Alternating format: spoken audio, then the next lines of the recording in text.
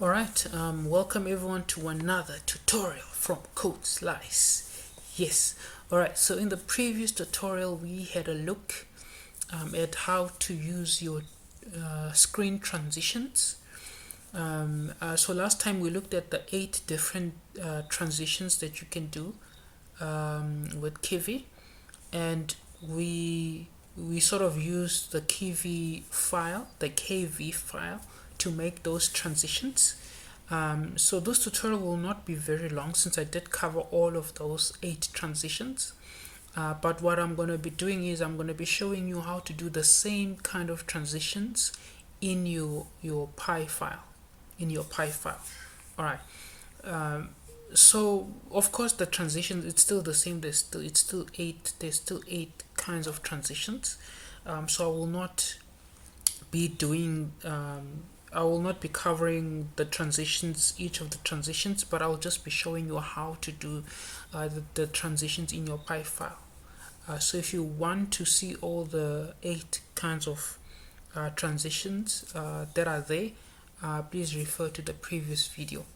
However, if you do request that maybe I do for each of the transitions, even in this tutorial, you can let me know in the comment section. Then I'll definitely make another tutorial. So let's go straight into the tutorial. So when it comes to transitions, as I mentioned last time, you need to import them first. So it's very important. You need to import them. That you can only use them after you've imported them. All right. So the structure of the code here, it's still the same as the last tutorial. We have 2 screens and there's a button in the screen, these buttons. Let me just run so that I can just show you what we have. Alright, so as you can see, we have a screen, which is screen 1. We press it, it goes to screen 2.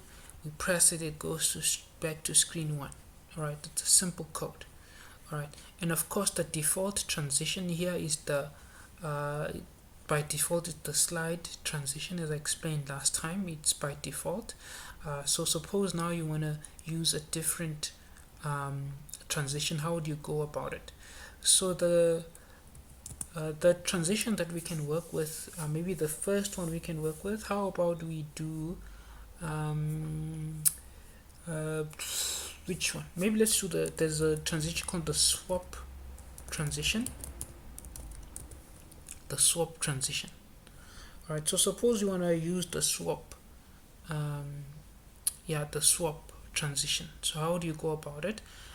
So what we have here, we have our screen manager, right? Our screen manager class.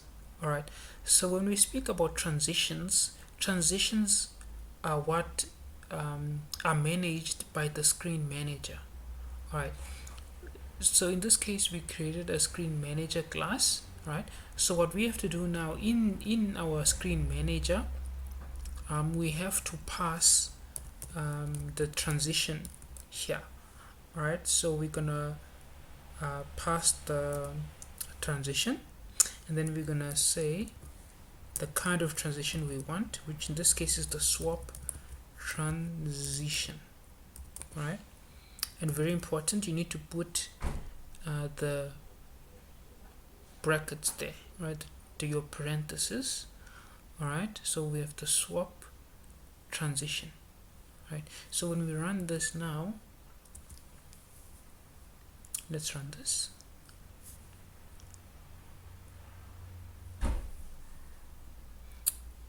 Okay, I think there's an error. Let me just close. Transition. Oh, there's an I missing here. You better be careful of these things. Let's go ahead and run this.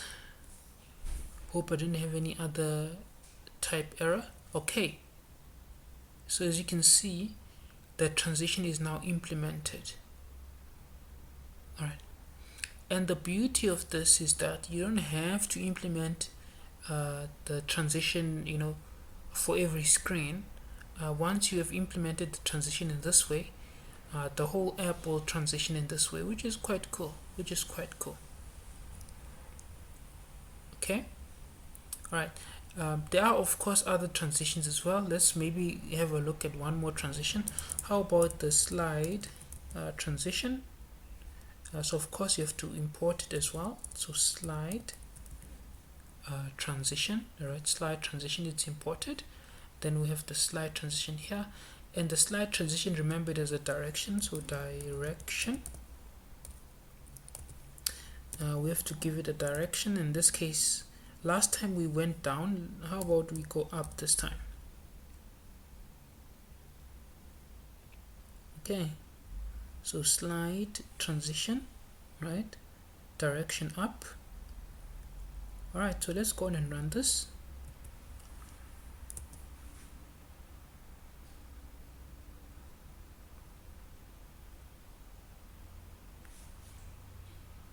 Okay, as you can see, the transition is, the screens slide upwards. Okay, yes, and that's it for this tutorial. Please remember to subscribe, and leave a comment if there's any tutorials you'd like me to make. Yeah, that's pretty much it. Please have an amazing day.